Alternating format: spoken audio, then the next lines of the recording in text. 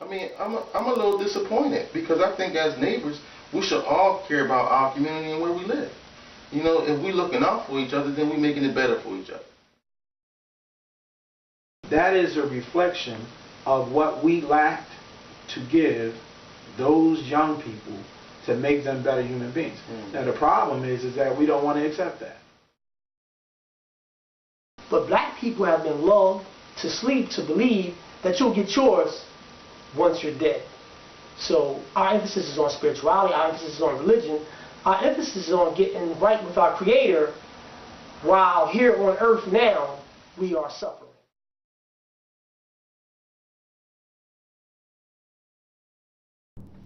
Hi, my name is Sabir Aleem, and I'm the host of The Wise View. The Wise View is a show that addresses community concerns. Those concerns are addressed by a group of men.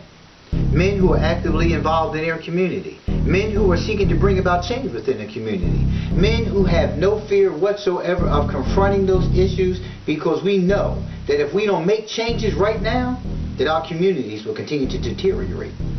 Most importantly, you need to understand this. This show is straight from the hip, raw, uncut, no barriers, no restrictions. That which you will find in many other shows. But we're going to tell it like it is right here. And not only are we going to talk about those concerns, we're going to provide solutions. So see, me and my crew, we make it do what it do. Join us for The Wise View.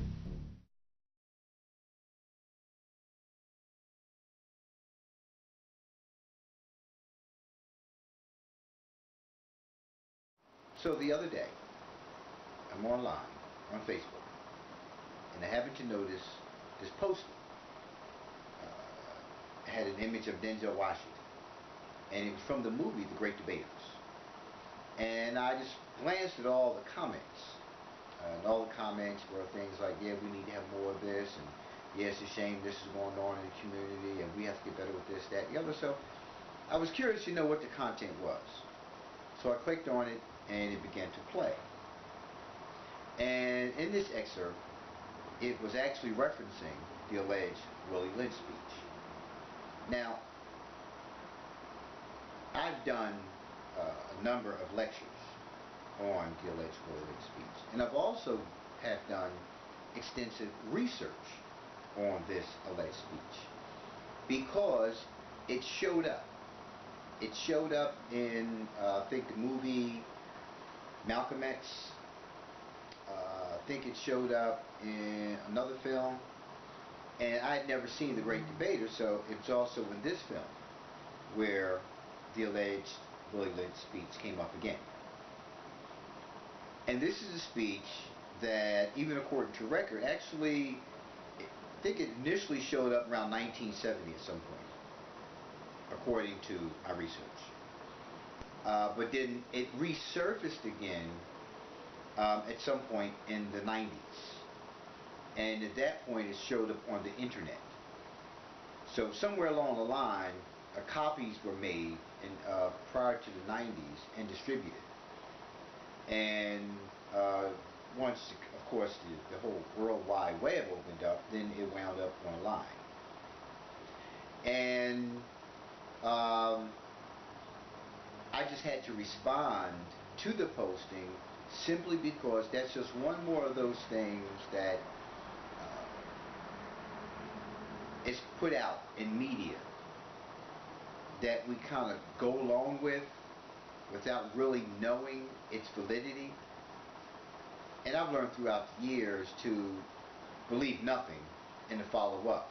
So even though I'm also, like anyone else, known for reposting different things, I try to be as mindful as possible as to look at its content and follow up and even see its sources, because some things that may be portrayed as being from one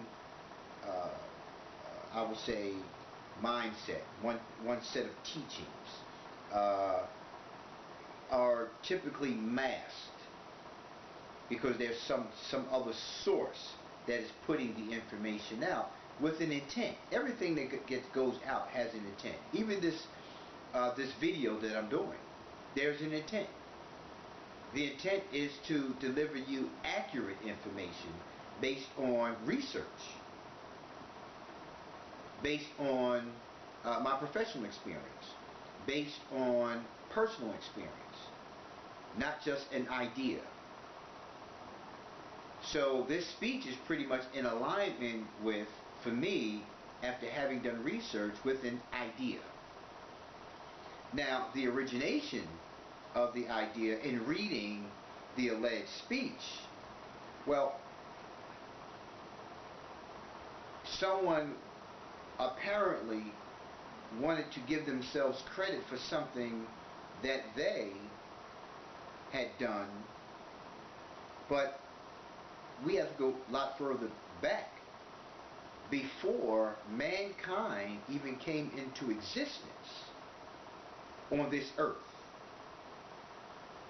Because divide and conquer happened long before the so-called author of this letter. Long before. We need to go back to Adam and Eve. We need to go back to the garden. We need to go back to the divide between Satan and Adam. How Satan, from his perspective, felt he did not have to bow down before Adam because he was made from fire and Adam was fashioned from clay. So I'm made from fire. Why should I be bowing down to him? I'm better than him. I'm more powerful than him. Right? So we need to go back to that before we even start looking at this speech, because that's one of the problems. We keep giving credit to man for something that he didn't come up with, in the sense that we want to make it look like in reference to here on earth. So we need to go back. We also need to look at Cain and Abel. Right? Because we all know, for those of us who are learned in some capacity, that Cain murdered his brother Abel out of jealousy. So there was a condition that existed within mankind's makeup. Once it was revealed to Adam and Eve that there was good and evil, because that was Satan's intent. Satan convinced Eve that there was some divinity behind knowing good and evil. Behind knowing good and evil. So even Eve sought to be better than.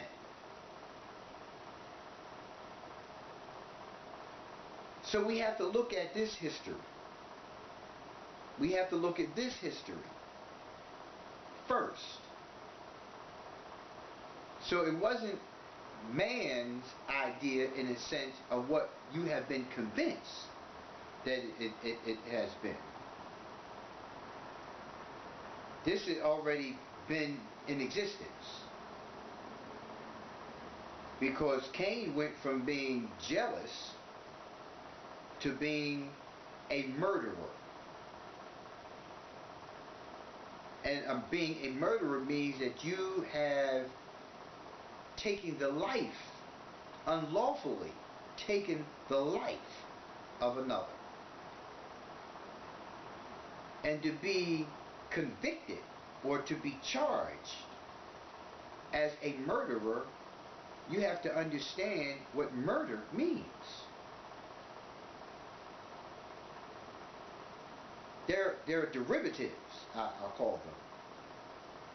Manslaughter and homicide and all those things of the act. But when you are a murderer, that means that you, with malicious intent, thoughtfully took the life of another. So there's a condition there that we're going to talk about as we go along in discussing this speech, the alleged speech. So I want us to be very clear. I want us to be very clear. So I needed to get your attention for you to understand that this proven method was in existence long before, and is something that existed within man. Therefore, what somebody did was took that information of what they experienced as a person, what they saw, or what they got from somewhere else, and just put it into a form of a letter. Whatever their intent was, I mean, that's not, I can't determine that. But if you look at its content, you come to your own conclusion of what the intent was of the author of the alleged Willie Lynch speech. There were a lot of things that piqued my interest about the speech. But I think if any of us who are in tune with what's happening in today's society read this speech, we would be in agreement that many of these things exist. There's no disagreement with that. The myth that I intend to dispel today is the validity of this alleged speech ever taking place. To dispel the myth of the existence that this Willie Lynch, who allegedly wrote this alleged speech, even existed. So I want you to get that out of your minds, that as much as we are in agreement with its content, it is not a valid speech. It is not an authentic speech. The person who allegedly wrote this alleged speech is not in existence. There's no evidence of that. There's no evidence in any historical information that came from previous slaves, that came from previous slave masters. Nobody has ever heard of it.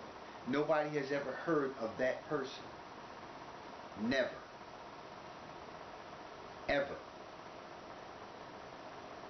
From Frederick Douglass, Sojourner Truth, so on and so forth. You can name all the names who were slaves themselves. Historians from that period. Those who lived on plantations. Nothing. Nothing. Nothing said about this alleged person or this alleged speech. Okay? So stop supporting its validity, because it doesn't exist. It exists only in print. It does not exist in terms of ever taking place. Like many other things that are documented that have taken place that we don't know anything about, or things that did take place that we still don't know anything about. So let's have some discussion here. Let's delve into its content. Fear, distrust, and envy are used for control purposes. Right? So if you go back to the story that I was just telling you about Adam, Eve, Satan, Cain, and Abel, all of those activities entail the very things that we're speaking about here in the speech. Fear, envy, and distrust. Right? So let's talk about fear and how fear is being used right now. Right? In this world. In this society. Today. Today. Fear is still being used. We talk about law enforcement. Right? We're talking about profiling, right? We're talking about mass incarceration. We're talking about the murder of black leaders, right? We're talking about the removal or the threat to remove the black male from his family, right? And look at what fear has also done, how it's impacted the black woman. Remove the black man based on what? The what they call the man out of the house rule. When social workers would come to the home, there could not be any evidence of a man living there. If it was, the benefits were terminated. So how did that affect the black woman? She had to hide his existence, being in the home. So fear on the government level was used, because if he's found there, we're cutting your benefits. He's not supposed to be there. We're not going to give you money for his child because he's giving you money too. When we look at how fear is used in today's society, you watch the news. What do you see? Everything you see has to do with control. We're being controlled. Our thoughts are being controlled by using a fear factor. So blacks are depicted as being shiftless, lazy, animalistic, murderous, vengeful, deceitful, right? So that's the level of fear that is being used to convince others of who we are. But it also works on our part as well, because we're afraid of one another. We have the very same fears. Because what do? We watch the news every day and we hear about black on black crime. All the time. Every day.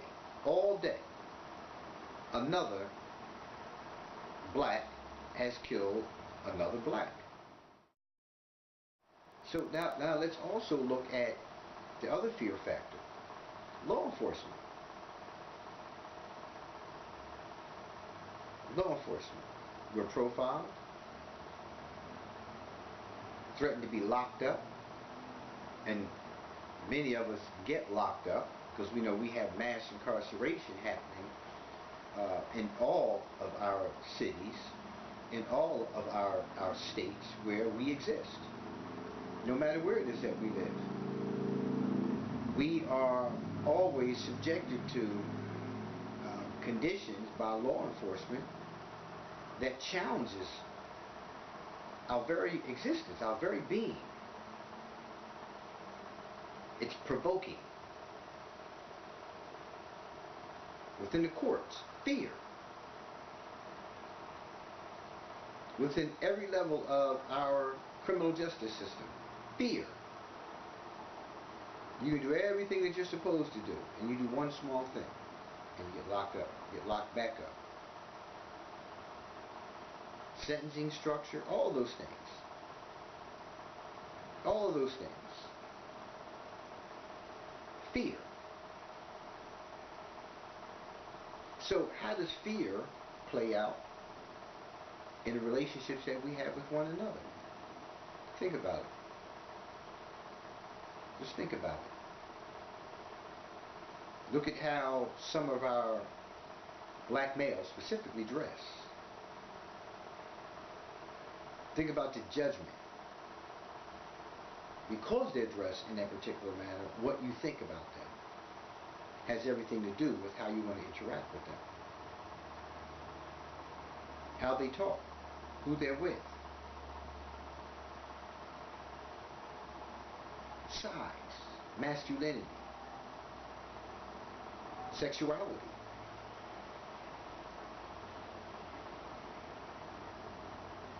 Geographic location, which we'll talk about later in another portion regarding social status. And what other ways does fear play out in our relationships with one another? Think about it. Think about abandonment for a minute. Think about abandonment for a minute. Think about abandonment. Remove the father, send him off to another plantation, send him off somewhere else, right? Child is there with just the mother. How does that affect the child? The child grows up with that trauma of being abandoned. And that plays out in the child's life. Very painful. But if that's what you see day in and day out,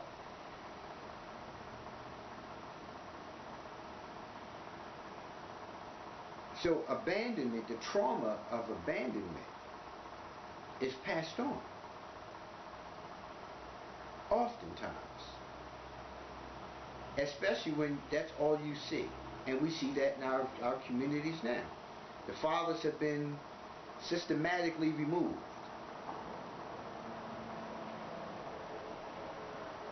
In some cases, the father has removed himself.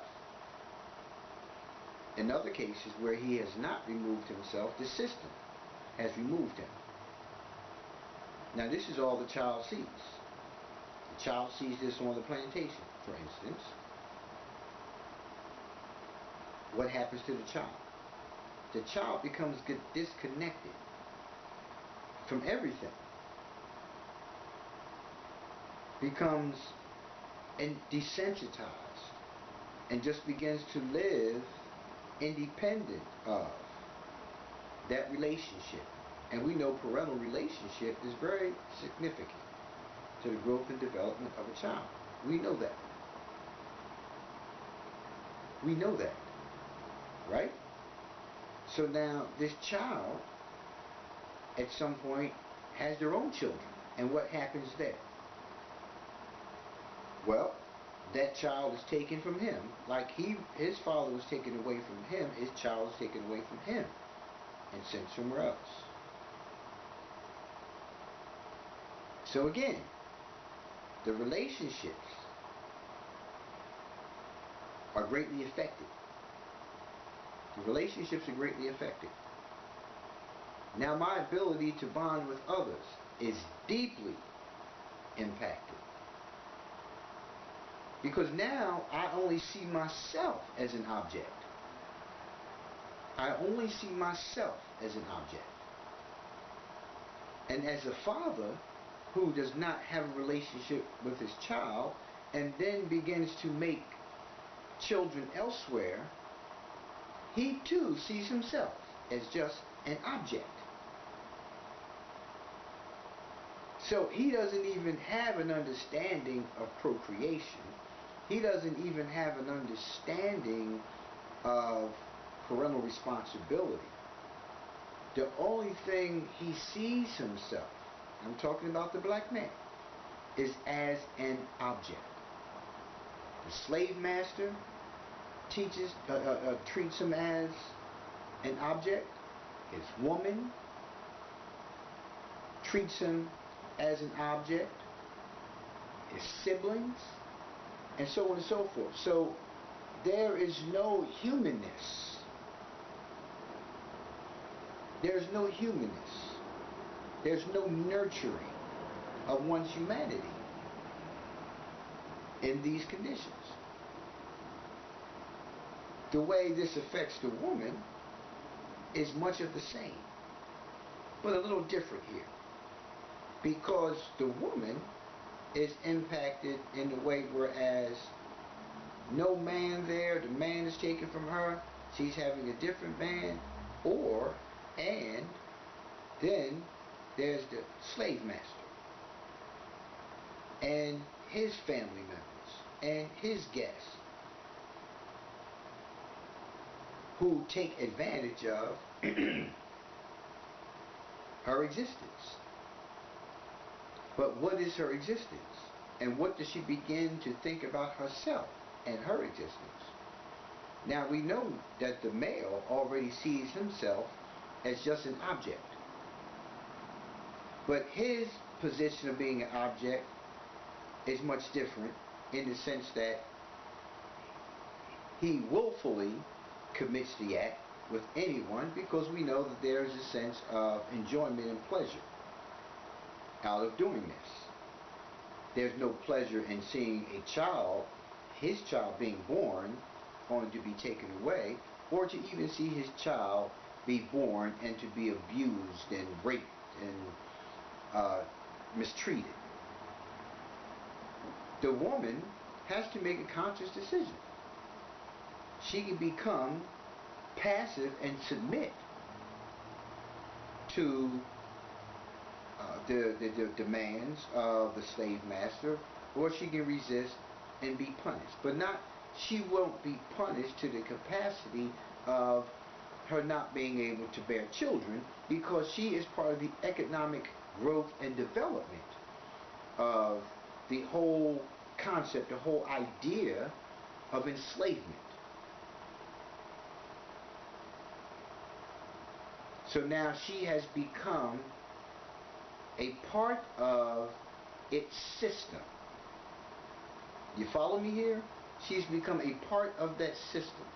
She is part of the economic growth and development of that system.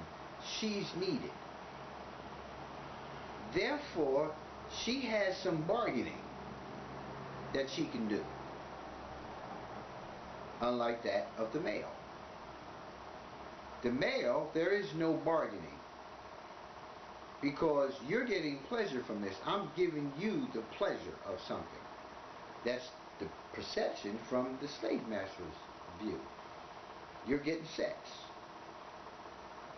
I'm letting you have this woman first. I'm letting you have her for all the sexual pleasure you want. The child belongs to me. So we need to begin to look at how the fear controlled all of that, and how all of that fear and all that trauma has been passed on. It's passed on. It's all passed on. Because all this comes down to is, I fear for my life. Therefore, I am going to participate. Willfully participate. Even though it came through provocation, I'm still going to willfully participate in this because I fear for my life. Much is what you see today. Whereas a whole lot of folks, especially black males, are not trudging forward with being more assertive in assuming leadership roles in their community. How our politicians, black politicians, are not taking the lead and bringing about change in the black community.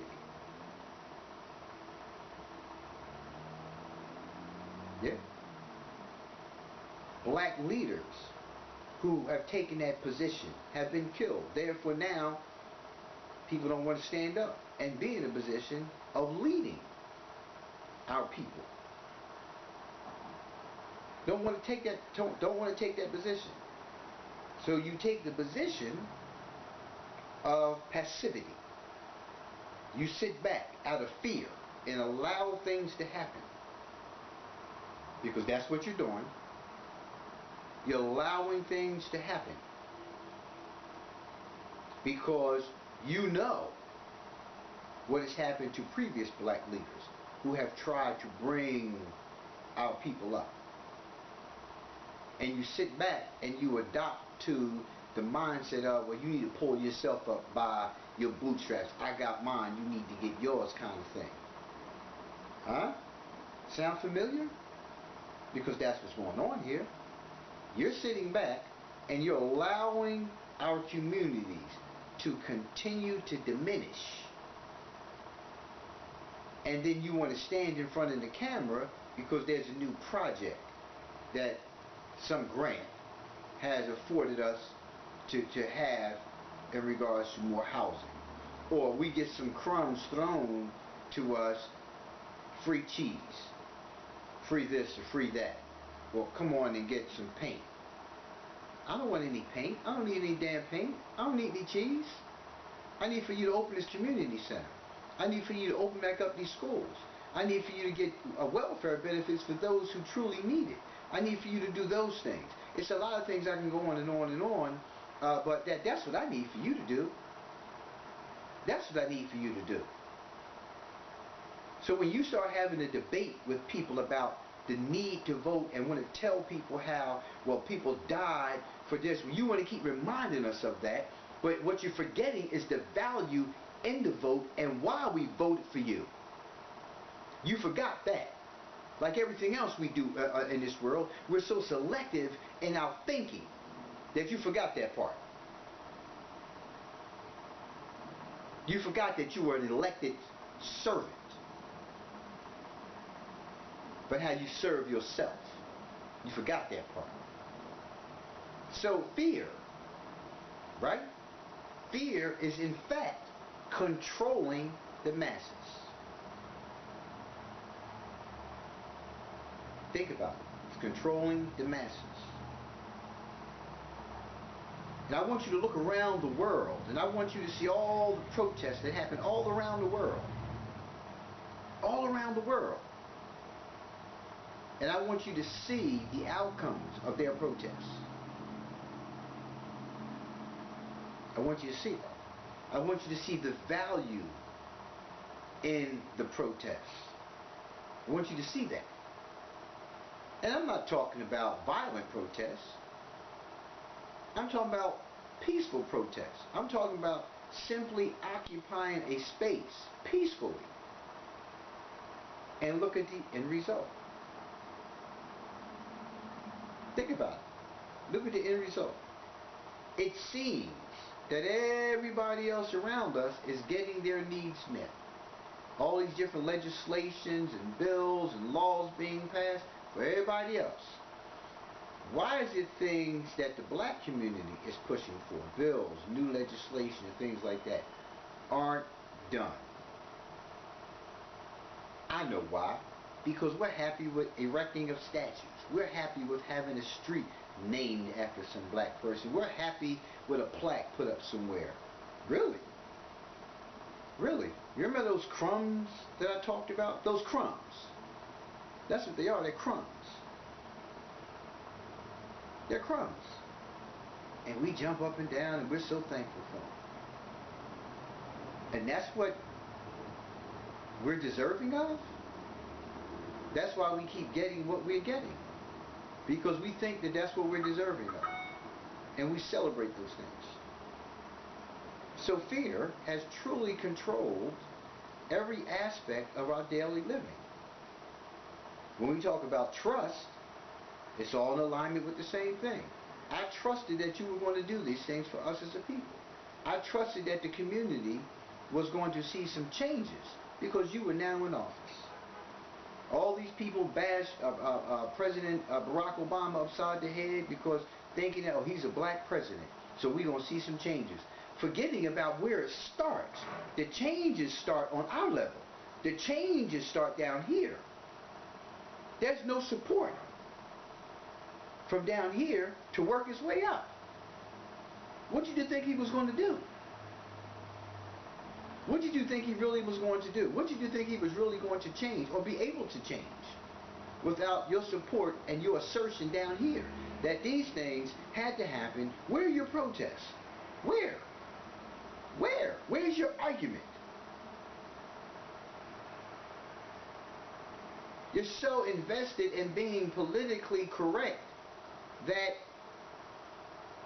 you're not even assertive in your approach to getting the things that our community needs. And I don't care what district you're in. It has nothing to do with that. It has more to do with the fact that we are not even forming any level of unity on a political level that is necessary to bring about change here in the United States for the black community. We're just images. That's all. Political images. And I'm not saying that nobody is doing any work. I'm saying as a whole, we should be unifying as a people to ensure that there is change in this world. But there are others working harder for our change than we're working for ourselves. There are others working harder for us than we are working for ourselves. You look at it. You tell me. You tell me. In terms of business, in terms of our relationships together as individuals, where's the trust?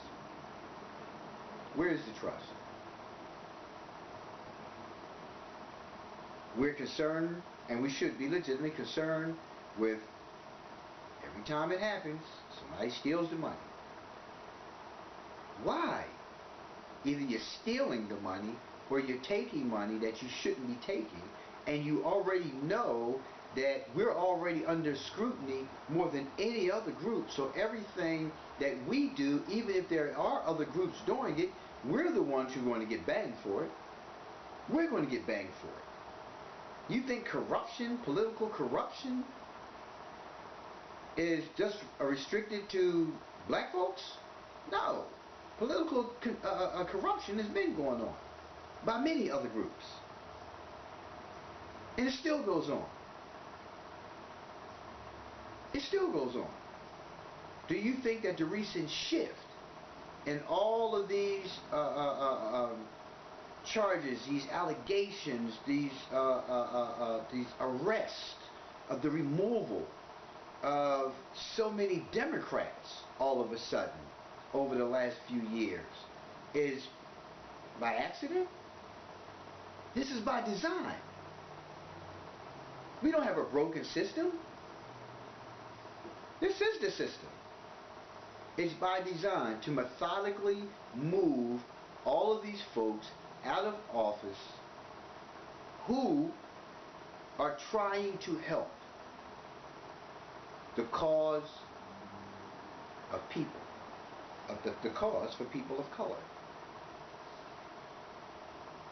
All these people are being removed from office. By the time President Barack Obama's term ends, you will see a shift in the House back to being Republican controlled. You're going to see that in the black community, the Latino community. You're going to see that. Look for it. Trust what I tell you. There's a shift happening right now. Every time you watch TV, state rep so-and-so, state senator so-and-so, mayor so-and-so. Pay attention. Pay attention to what you see on the news in terms of the different Democrats who are under fire for different things. Pay attention. There's a shift happening.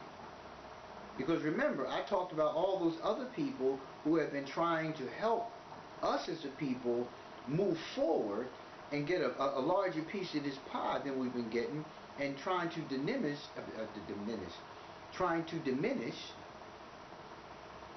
many of the things that we're faced with as a community. You have all these changes happening politically.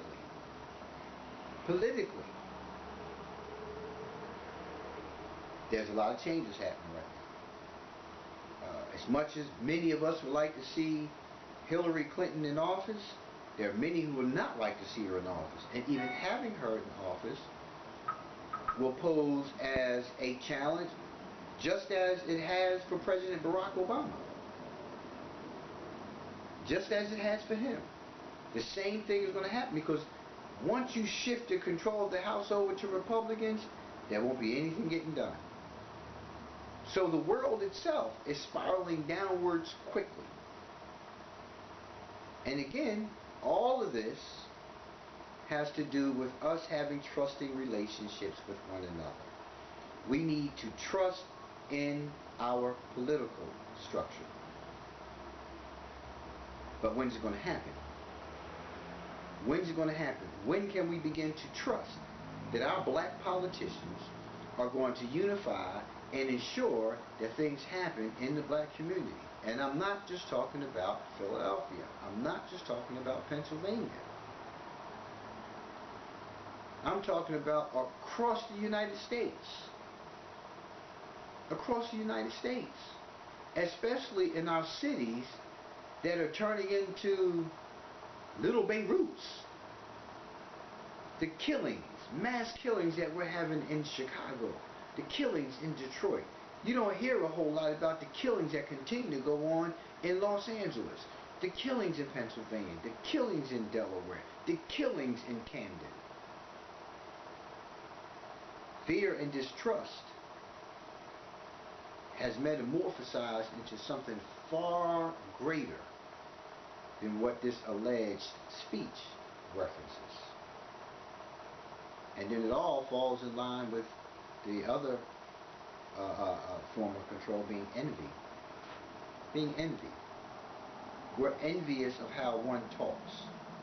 We're envious of how one dresses. We're envious of one's living situation. We're envious of what one is wearing on their feet, sneakers and things like that. We're envious of one's education. We're envious of one's hair grade, which is another aspect that we'll talk about in regards to the speech, because that's another one of the methods of control. But when we look at envy, again, going back to Cain and Abel, Cain was envious, was jealous that God accepted an offering from Abel, but did not accept his. But what Cain didn't understand is that what Abel offered was prescribed by God. Therefore, it was accepted. And there was no need for him to be in competition with his brother, because God loved them both equally. But we have the same conditions right now with siblings in today's life, don't we? And not only with siblings, but with other family members. There was a time when if one family member didn't have, we ensured that they had, and we gave. We passed them on. We passed down things. We looked out. How often is that happening now? Think about it. How often is that happening in families across the board? Really? You don't have any shoes? What size shoe you wear? I got 10s. Go on in the closet and pick you out a pair of shoes. Now it's like, hold up. Wait a minute. No, I just bought them. Nah, them things cost me $400. Nah, they don't make them no more. I'm gonna keep them. Well, nah, look, here a couple $. Why don't you just go ahead and get some Johns from over the John or the spot over there. Because we have embraced materialism. And because we have embraced materialism and we shun others, what we do is we actually set ourselves up to be targeted by others. Because these people are envious of what we have because they don't have. So they want to take it from us. They want to take it from you. They want to strip you of those things. Why? Because you put yourself out there like that. Your arrogance. Put yourself out there like that. I'm better than you. Doesn't that sound familiar? I'm better than you. You only have such and such and I have this, so I'm better than you. And now I'm looking at you like, because you think you're better than me, I hate you. I don't like you. I envy you. I am jealous of you. Because you're getting all of these gifts. You're getting all of the girls. You getting all of the dudes, and everybody always talking all these good things about you. So now I'm envious of you. Right? Oh, you talk like you're white. I've heard that all of my life. I've spoken to people on the phone and get to the house and say, oh, you're before I changed my name. Oh, you're so and so. Yes. Oh, okay. Come on in. Come on in. Now, because of my name being changed, it's automatic. Like, yeah, okay, well, dude, you must be. Yeah, I don't know if I want you to come, but yeah, all right. But when people speak to me, even in who I'm in front of, you can often sense, oh, you one of them educated Negroes. No, I don't think I'm better than because I chose to be educated or because I followed my mother's direction and stopped speaking in a certain manner. No, and then you add that on to my complexion again, which is something else that is part of the control aspect of the speech, which we'll talk about later. So you add those things on. So there's an envy there. Now, again, these contents of control, this envy, this distrust, and fear are all encompassing in the things that are further described in this alleged speech. And I want you to understand that. I want you to understand that. I want you to understand very clearly on fear, distrust, and envy, because as we begin to talk more about the alleged speech's content, you're going to be able to see. Because this is not about looking at the other person. So if you've gotten that impression, erase that. This is about you looking at yourself and how you are dividing yourself from your own community, your own ethnicity, your own racial makeup, whatever it is that you want to call it. You're dividing yourself. You are dividing yourself by your actions that are referenced in this alleged speech. You need to begin to see that. You need to begin to see that. Because this all comes down to individual responsibility. Period. The first responsibility you need to take here is that you need to understand that this is an alleged speech, an alleged person. It's not existent. The content is real. But the speech, the person, is non-existent. Okay? So let's erase that from our vocabulary in referencing this alleged Willie Lynch speech.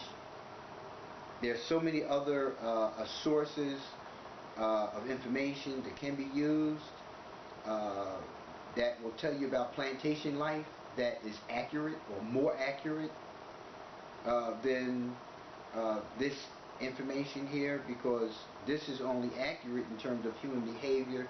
It is not accurate in terms of a method that was used on the plantation. So let's begin with this so-called proven method of controlling the black slave. The list, according to what is written, begins with using age as one of the controlling factors. Now, we've already talked about fear, envy, and distrust. So we're going to integrate those three conditions into the relationship between the old and the young, because this is where the divide is supposed to be significant to controlling the black slave. Now we all know, because at one point in time we were all children. So we know that we are always at odds with our parents. We won't even go outside of the parental relationship because that'll be a little too extensive. So let's just focus on the relationship between the parents, and then we'll talk about the relationship with the siblings. So, as a child, I was rebellious. And not intentionally rebellious, not because I wanted to be disrespectful, but because that's part of human development. When you begin to come of age, when you begin to what we call smell yourself, you begin to experience things as part of your natural order of development. Being self-centered, from the point of when we're in the womb to the point we come out of the womb, we are supposed to begin to be groomed into being independent. But because we are dependent upon the parent, our behavior is as such, whereas we are always presenting behaviors that are attention-seeking. So when I was unable to talk, I'd cry as an infant to get my parents' attention. As I got older, I began to use words that I was taught, such as calling out to the parent, Mom, Dad, milk, juice, cookie, cookie. And even though you're saying to me, no, not now, I'm still saying cookie, cookie, and I begin to perform. I begin to have my tantrum. I begin to act out, have my behavior. Then I get mad at you. Not understanding what it means for me to be mad at you as a child, but you as an adult internalize me being mad at you and acting out and throwing a tantrum. You internalize it differently. So already we have two different views of the world. We have two different views of the behavior. From my perspective, I want cookies. I'm upset. I'm disappointed. I'm mad that I didn't get any cookies. The adult is maybe experiencing some of the same, being mad, disappointed, and angry that you thought it was okay to act like a fool. So with that kind of mindset happening on both ends, and the child beginning to get a little older, when they come into what we call tween ager, right, where they're in between the transition from a child into not a child, when they come out of the age, I guess probably say around 11 and 12, between 10 and 13, when they start coming into themselves and experiencing some things, that is another age where a lot of conflict begins to happen. But that's part of the natural order of development. That's no proven way of divide. That's a natural order of divide, because that's part of the grooming process. Now, once the child comes into being a teenager, that means that there's a level of responsibility we begin to hold them to. But along the way, we should have been prepping them for this level. That's not going to change the natural order of development of coming into self, that we won't be resistant, we won't be somewhat defiant of what our parents or our caretakers are telling us that is best for us, because we think we know what's best for us, because we don't have all of the information. But the information that I have at 13, 14, and 15 is from my own level of thinking and understand and concept of the world. So I'm looking at the world differently than you are. Therefore, for me to tell you that you don't know what you're talking about, I'm actually right. Unless you can call verbatim and experience verbatim the condition that you were in at 13, 14, 15 years old. And you can always go recall by memory, yeah, I remember so-and-so, but if you can't experience it while you're talking to me about it, then you really don't understand. But we go into a mindset as adults that we know what we're talking about now because we've gotten additional information. Therefore, the child does not know what they're talking about. And we're not even looking at that. I know what I'm talking about. I'm 15 years old. You're 50 years old. You have no idea what I'm going through right now. And even though that statement may be incorrect in terms of them not knowing, you as the parent not knowing what I'm going through is true to some degree, because what we experience differently. Even though the circumstance may be the same, we still experiencing them differently, because you don't know how I'm internalizing a failed relationship. You could always say to me, yeah, well, I remember my first boyfriend, my first girlfriend, when, you know, but do you know what it felt like at 15? Because if you sit down right now and say, yes, you need some help then. If you're 50 years old, if you're 30 years old, if you're 40 years old, and you are still able to experience the failed relationship at 15, you need to go get some help. Because you are in trouble. Because you have no resolve with that. And you're probably treating everybody along the way terribly because of that experience. So don't tell a child that you understand that, because you don't. So see, there's a natural order of development that pits one against the other naturally. But it's supposed to be the adult who is supposed to be the one who is rightly guided, who can provide direction. Positive, sound, accurate direction to the development of that child. Does that mean it's going to change the dynamics? Not necessarily. I'm still going to feel the same way I feel. I'm still going to feel that you as my mother, you as my father, don't know what you're talking about, but you've taught me respect. Therefore, I will respect you. When I feel as though I want to be disrespectful towards you, then what we typically do as the parent is say, well, since you think you're grown, you can get out of my house. And then what happens when I get out of your house and I get my own, or I'm sharing the space with somebody else and I have my child? Well, I do the same thing to my child. I'm grown, you think that you want to do what you want to do in my house, you can get out of my house. So that's not a method that has anything to do with slavery. It has everything to do with how we are conditioned by our own environment.